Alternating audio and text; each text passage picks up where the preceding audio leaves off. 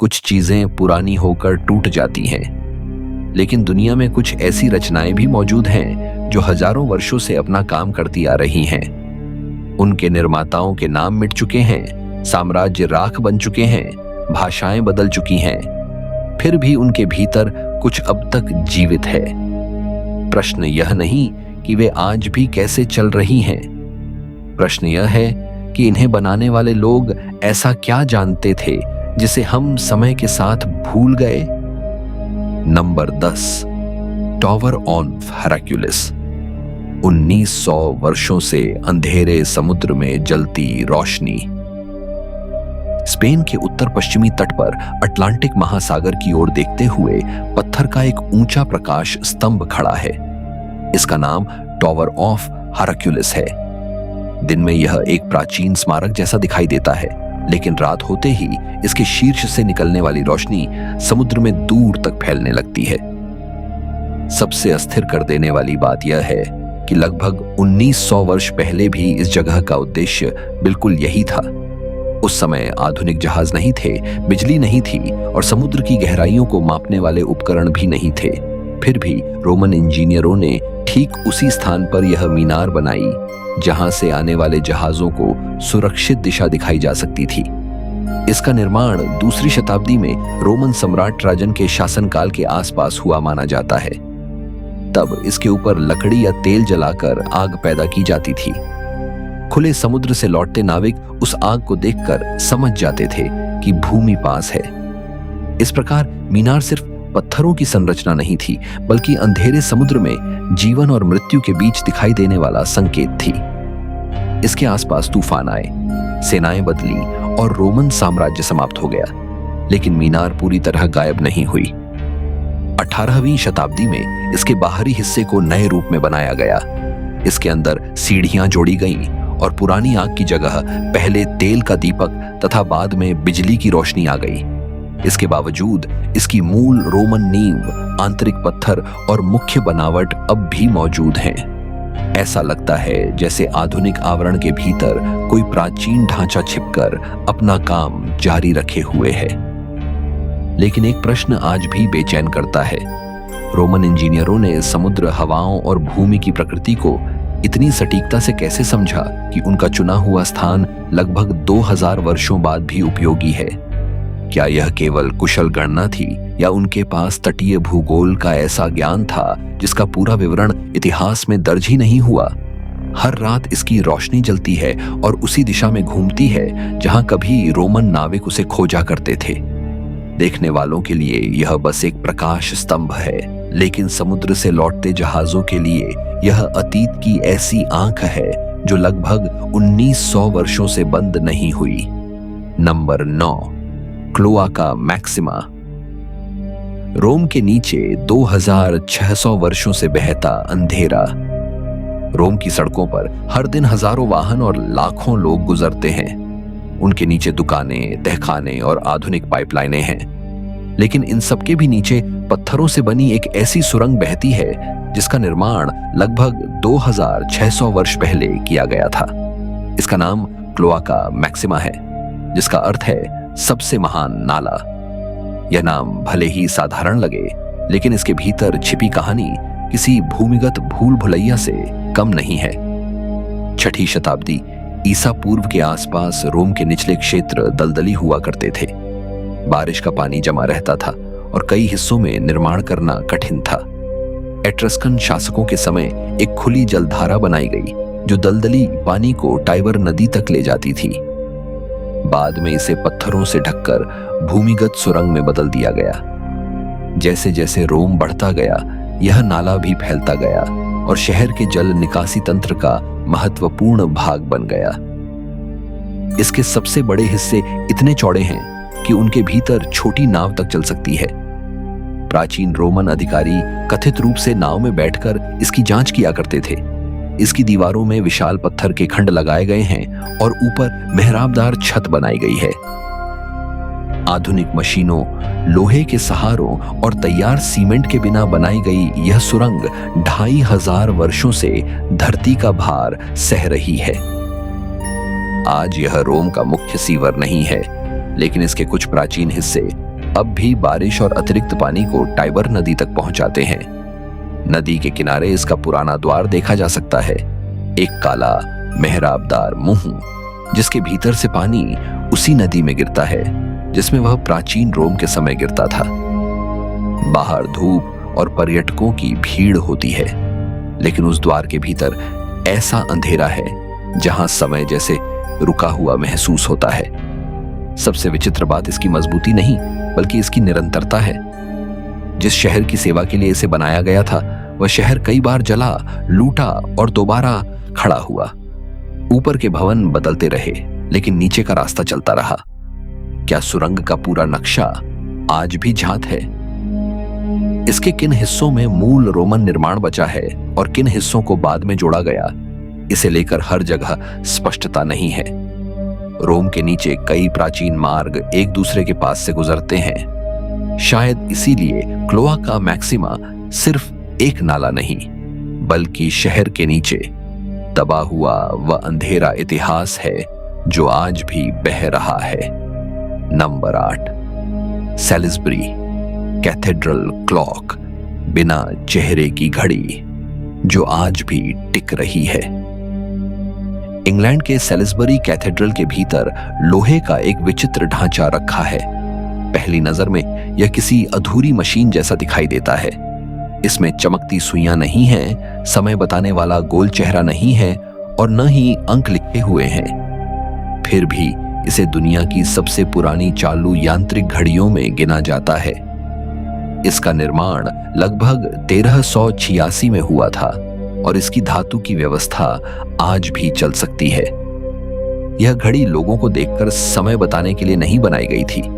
इसका उद्देश्य निश्चित समय पर घंटा बजाना था ताकि गिरजाघर के पादरी प्रार्थना और धार्मिक कार्यों का समय पहचान सकें। इसके भीतर लोहे के बड़े पहिए, दांतेदार चक्र, रस्सियां और भारी वजन लगे हैं। मशीन को चलाने के लिए किसी बैटरी, बिजली या स्प्रिंग की आवश्यकता नहीं होती। एक भारी वजन को रस्सी के सहारे ऊपर उठाया जाता है। जैसे जैसे वह धीरे धीरे नीचे आता है, उसकी संचित शक्ति पहियों को घुमाती है और घड़ी चलने लगती है। कल्पना कीजिए कि 600 वर्ष पहले किसी लोहार और घड़ी बनाने वाले ने लोहे के टुकड़ों को इस तरह जोड़ा कि वे समय की गति को नियंत्रित करने लगे। उस युग में न तो आधुनिक कारखाने थे और न ही डिजिटल माप उपकरण।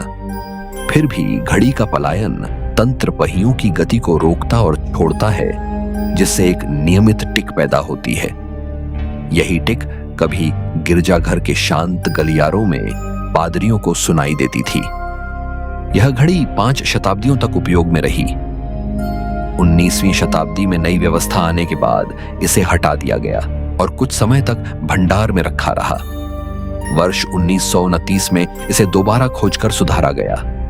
आज इसे फिर चलाया जाता है, हालांकि इसका इतिहास पूरी तरह निर्बाध नहीं रहा। लेकिन यह तथ्य कम रहस्यमय नहीं कि सदियों तक निष्क्रिय रहने के बाद भी इसकी मूल यांत्रिक रचना को पुनर्जीवित किया जा सका। इसके हर लोहे के पहिए पर समय के निशान हैं। इसे बनाने वाले लोगों की आवाजें, चेहरे और जीवन इतिहास से मिट चुके हैं, लेकिन उनके हाथों से घड़ी मशीन अब भी टिक कर सकती है। जब इसका भारी वजन नीचे उतरता है तो ऐसा लगता है जैसे 14वीं शताब्दी का कोई अदृश्य व्यक्ति इसे अब भी चला रहा हो। इसके भीतर कोई रहस्यमयी शक्ति नहीं, केवल गुरुत्वाकर्षण है। फिर भी प्रश्न वही है, मनुष्य ने समय को मापने वाली मशीन बना दी, लेकिन क्या वह कभी कल्पना कर सकता था कि उसकी मशीन स्वयं उसके पूरे युग से अधिक जीवित रहेगी? नंबर 7, प्राचीन जैतून के पेड़ जिनकी सही उम्र आज तक तय नहीं हो सकी। भूमध्य सागर के आसपास ऐसे जैतून के पेड़ मौजूद हैं जिनके तने किसी सामान्य पेड़ जैसे नहीं दिखाई देते। वे चौड़े, मुड़े हुए और भीतर से खोखले हैं। उनकी लकड़ी कई दिशाओं में बंटी होती है, मानो एक ही तने के भीतर अनेक पेड़ आपस में उलझ गए हों। कुछ पेड़ों के बारे में माना जाता है कि वे 2 से 3 हजार वर्ष पुराने हैं, जबकि स्थानीय परंपराएं कुछ की उम्र 4000 वर्ष तक बताती हैं। हैरानी की बात यह है कि वे केवल जीवित ही नहीं हैं, बल्कि अब भी फूल और जैतून पैदा करते हैं। यूनान के क्रीट द्वीप पर वूज नामक स्थान का प्राचीन जैतून का पेड़ सबसे प्रसिद्ध उदाहरणों में से एक है। इसके तने का मध्य हिस्सा काफी समय पहले नष्ट हो चुका है, लेकिन बाहरी जीवित भाग लगातार बढ़ते रहे। वैज्ञानिकों के लिए इसकी सही उम्र निर्धारित करना आसान नहीं है, क्योंकि पेड़ के सबसे पुराने केंद्रीय छल्ले अब मौजूद नहीं हैं। इसी कारण इसके बारे में अलग अलग अनुमान लगाए जाते हैं। कुछ अध्ययनों में इसे लगभग 2000 वर्ष पुराना माना गया, जबकि अन्य दावे इसकी आयु इससे कहीं अधिक बताते हैं। यही अनिश्चितता इसे अधिक रहस्यमय बनाती है। किसी भवन की आयु उसकी ईंटों से पता लगाई जा सकती है, लेकिन एक जीवित पेड़ हर वर्ष स्वयं को बदलता है। उसकी शाखाएं टूटती हैं, नई शाखाएं निकलती हैं और जड़ें पुराने तने को जीवित रखती हैं।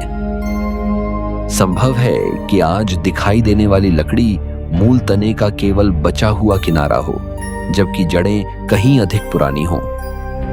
इन पेड़ों के आसपास साम्राज्य उठे और समाप्त हुए। मिनोअन सभ्यता लुप्त हुई, यूनानी नगर बदले, रोमन आए और चले गए। युद्धों, सूखे और आग के बावजूद कुछ पेड़ जीवित रहे।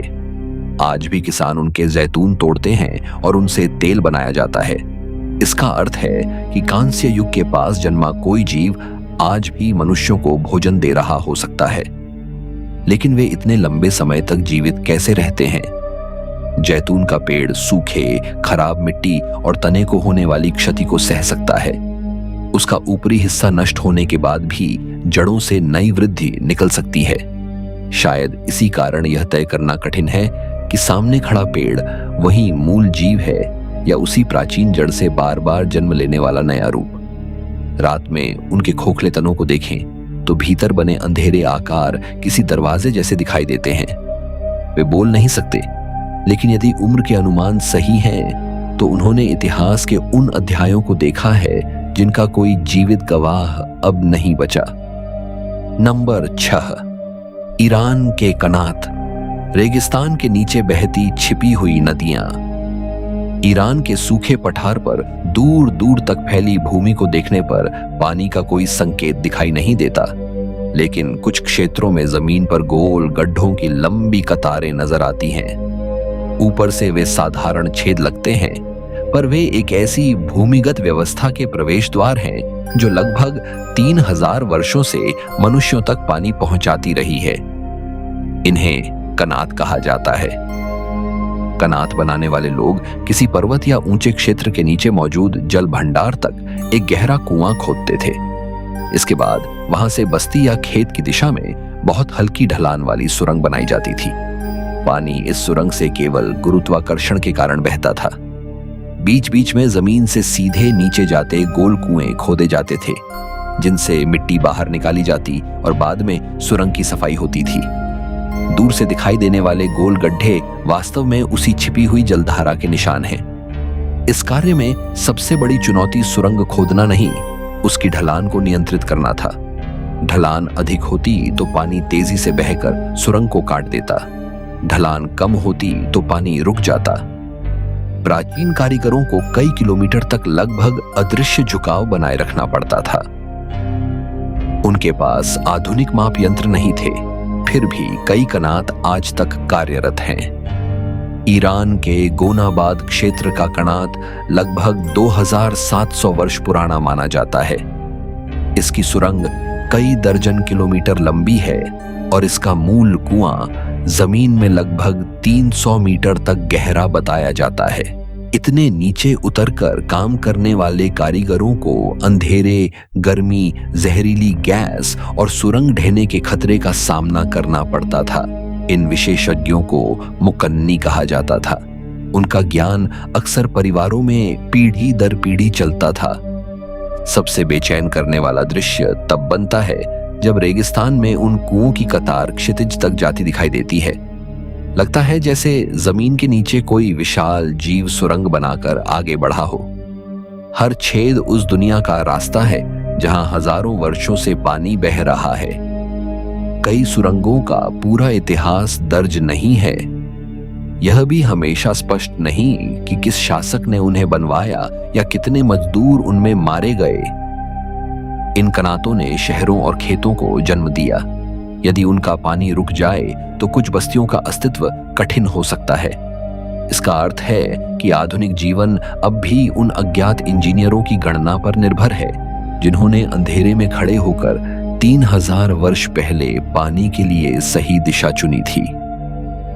नंबर 5, कोंगो गुमी, एक कंपनी जिसने लगभग 1500 वर्षों तक समय को हराया। किसी व्यापारिक संस्था का 100 वर्ष तक जीवित रहना बड़ी उपलब्धि मानी जाती है, लेकिन जापान में एक निर्माण संस्था ऐसी रही जिसकी शुरुआत वर्ष 578 में हुई और जिसका काम लगभग 1428 वर्षों तक एक ही परंपरा से जुड़ा रहा। इसका नाम कोंगो गुमी है। इसे लंबे समय तक संसार की सबसे पुरानी लगातार चलने वाली कंपनी माना गया। कहानी उस समय शुरू हुई जब जापान में बौद्ध धर्म अपनी जगह बना रहा था। कहा जाता है कि कोरियाई मूल के कुशल शिल्पकार कोंगो शिगेमित्सु को जापान बुलाया गया ताकि ओसाका में शितेन्नोजी मंदिर के निर्माण में सहायता मिल सके। लकड़ी के मंदिर बनाना सामान्य मकान बनाने जैसा नहीं था। प्रत्येक जोड़, स्तंभ और छत को इस तरह तैयार करना पड़ता था कि संरचना भूकंप, हवा और सदियों के मौसम को सह सके। मंदिर बन गया, लेकिन शिल्पकार का परिवार वहीं नहीं रुका।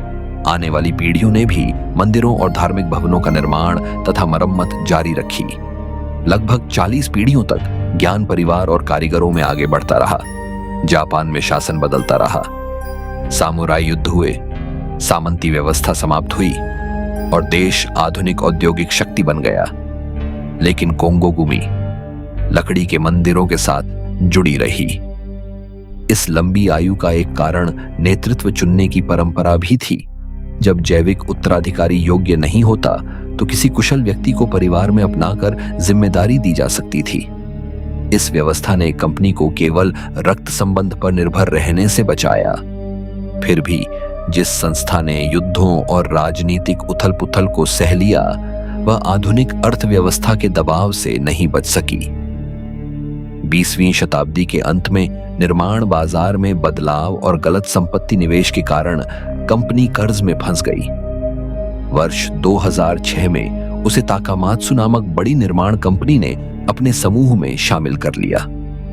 स्वतंत्र पारिवारिक कंपनी के रूप में उसका युग समाप्त हो गया, लेकिन उसका नाम और मंदिर निर्माण का काम सहायक इकाई के रूप में जारी रहा।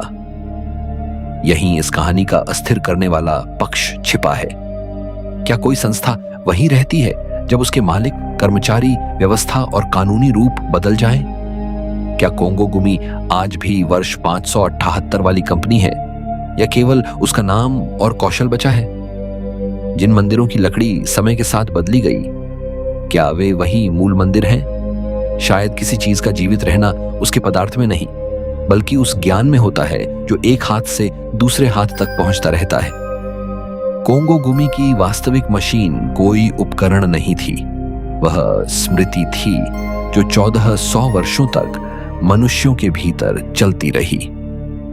नंबर 4, बाबा गुरगुड़, धरती की वह आग जिसकी शुरुआत किसी ने नहीं देखी। इराक के किरकुक शहर से लगभग 10 किलोमीटर दूर एक पहाड़ी क्षेत्र में जमीन के बीच छोटी छोटी लपटें जलती दिखाई देती हैं।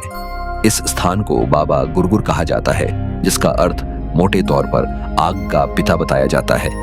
यहाँ कोई लकड़ी नहीं जलाई जाती और किसी पाइप से दिखाई देने वाला ईंधन नहीं आता। प्राकृतिक गैस धरती के भीतर की दरारों से बाहर निकलती है और जलती रहती है। इन लपटों के बारे में कहा जाता है कि वे कम से कम 2500 वर्षों से जल रही हैं।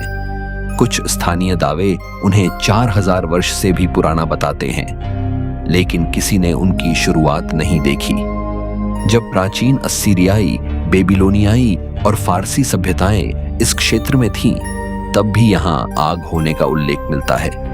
संभव है कि उस समय के लोगों ने इसे देवताओं की शक्ति, भूमिगत संसार के द्वार या किसी चेतावनी के रूप में देखा हो।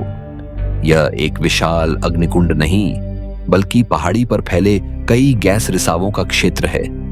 रात में अलग अलग स्थानों पर जलती छोटी लपटें दूर से ऐसी दिखाई देती हैं जैसे जमीन ने अनेक आंखें खोल रखी हों। इनके नीचे वही भूगर्भीय क्षेत्र है जिसमें विशाल किरकुक तेल क्षेत्र मौजूद है। आधुनिक युग में यहां तेल और गैस निकाली जाने लगी, लेकिन धरती हजारों वर्ष पहले ही लपटों के माध्यम से बता रही थी कि उसके भीतर कुछ जमा है। वर्ष 1927 में यहां तेल की खोज के दौरान एक शक्तिशाली फव्वारा फूटा था जिसे नियंत्रित करने में कई दिन लगे। इस घटना ने क्षेत्र की आर्थिक और राजनीतिक दिशा बदल दी, लेकिन उससे पहले भी बाबा गुरगुर की आग चुपचाप जल रही थी, मानो जमीन संकेत दे रही थी, लेकिन मनुष्य उसकी भाषा नहीं समझ पाया था। औद्योगिक गतिविधियों के कारण समय के साथ कुछ गैस रिसाव बंद या मोड़े गए और लपटों का आकार कम हुआ। फिर भी स्थान पूरी तरह शांत नहीं हुआ। कुछ हिस्सों में आग अब भी जलती है। वैज्ञानिक रूप से इसका कारण मीथेन और अन्य ज्वलनशील गैसें हैं, पर इसकी सही प्राचीनता साबित करना कठिन है। आग कितनी बार बुझी और दोबारा जली, इसका कोई पूर्ण रिकॉर्ड उपलब्ध नहीं है। यही अनिश्चितता कहानी को रहस्यमय बनाती है। हो सकता है यह एक ही लगातार जलती आग न हो, बल्कि उसी स्थान पर बार बार प्रज्वलित होती गैस हो। लेकिन तब प्रश्न उठता है कि धरती इतने लंबे समय तक ईंधन बाहर क्यों निकालती रही? साम्राज्यों ने इस क्षेत्र के नाम बदले, सीमाएं बदली और युद्ध लड़े। लपटों को इनमें से किसी बात से अंतर नहीं पड़ा। वे आज भी पत्थरों के बीच कांपती हैं, जैसे धरती के भीतर कुछ अब तक पूरी तरह शांत नहीं हुआ। Number 3, Pantheon. खुली आंख वाला गुंबद जो 2000 वर्षों से नहीं गिरा। रोम के मध्य में खड़ा पैंथियन बाहर से विशाल पत्थर की इमारत दिखाई देता है, लेकिन उसके भीतर प्रवेश करते ही नजर ऊपर बने गोलाकार छेद पर टिक जाती है। गुंबद के बीच स्थित इस छेद को ओक्यूलस कहा जाता है, जिसका अर्थ आंख होता है। इसके ऊपर न कांच है और न कोई ढक्कन। दिन में सूर्य की रोशनी इसके भीतर आती है और फर्श पर एक चमकता हुआ वृत्त बनाती है। वह वृत्त धीरे धीरे आगे बढ़ता है, मानो भवन स्वयं समय को देख रहा हो। वर्तमान पैंथियन का निर्माण रोमन सम्राट हेड्रियन के काल में लगभग 125 ईस्वी के आसपास पूरा हुआ माना जाता है। इसका गुंबद लगभग 43.3 मीटर चौड़ा है और आज भी संसार का सबसे बड़ा बिना इस्पाती सरियों वाला ठोस गुंबद माना जाता है। आधुनिक भवनों के भीतर लोहे का मजबूत ढांचा होता है, लेकिन पैंथियन का गुंबद लगभग 2000 वर्षों से केवल प्राचीन कंक्रीट, आइंट और ज्यामिति के सहारे खड़ा है। गुंबद की मोटाई नीचे अधिक और ऊपर कम होती जाती है। ऊपरी हिस्से में हल्की सामग्री का प्रयोग किया गया और चौकोर धंसे हुए खाने बनाकर वजन घटाया गया। फिर भी निर्माण की वास्तविक विधि के अनेक सूक्ष्म विवरण पूरी तरह दर्ज नहीं हैं। रोमन कंक्रीट में चूना, ज्वालामुखीय राख और अलग अलग प्रकार के पत्थर मिलाए जाते थे। आधुनिक शोध इसकी टिकाऊ प्रकृति को समझने का प्रयास कर रहे हैं, लेकिन पैंथियन जैसा विशाल ढांचा दोहराना केवल मिश्रण जान लेने से संभव नहीं होता। बारिश का पानी ओंक्यूलस से सीधे भीतर गिरता है। फर्श को हल्की ढलान देकर उसमें छोटे निकास छेद बनाए गए थे, जिनसे पानी प्राचीन जल निकासी व्यवस्था में चला जाता है। यह प्रणाली आज भी अपना काम करती है। लगभग 2000 वर्ष पुराने भवन में बारिश का प्रवेश कोई दुर्घटना नहीं, बल्कि मूल योजना का हिस्सा था। पैंथियन पहले रोमन देवताओं का मंदिर था। वर्ष 609 में इसे ईसाई गिरजाघर में बदल दिया गया और इसी उपयोग ने संभवतः इसे विनाश से बचाया। आज भी यहाँ धार्मिक आयोजन होते हैं। लोग उसी कांस्य द्वार से भीतर आते हैं जिसके पीछे समय के अनगिनत युग गुजर चुके हैं। लेकिन पैंथियन के साथ सबसे बड़ा रहस्य यह है कि उसका गुंबद अब तक विफल क्यों नहीं हुआ। धरती हिली, आसपास के भवन गिरे और मौसम ने पत्थरों को घिसा, फिर भी उसका विशाल गोलाकार भार संतुलित है। सूर्य का प्रकाश उसकी खुली आंख से भीतर आता रहता है।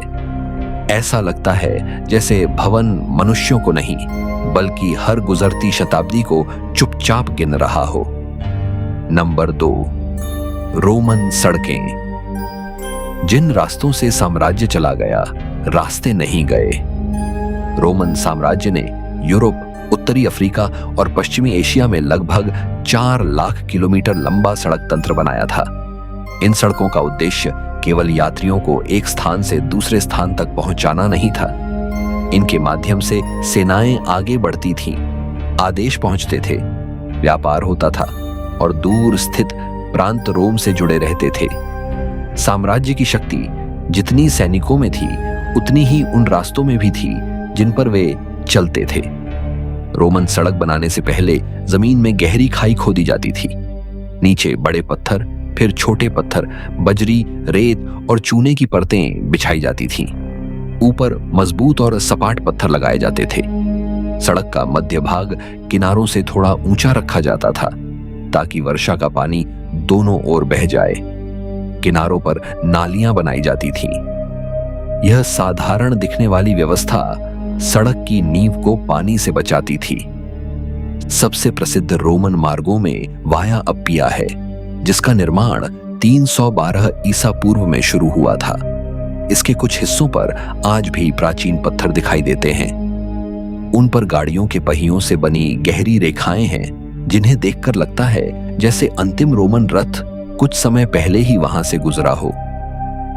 कई स्थानों पर आधुनिक सड़कें पुराने रोमन मार्गों के ऊपर या ठीक उसी दिशा में बनाई गई हैं।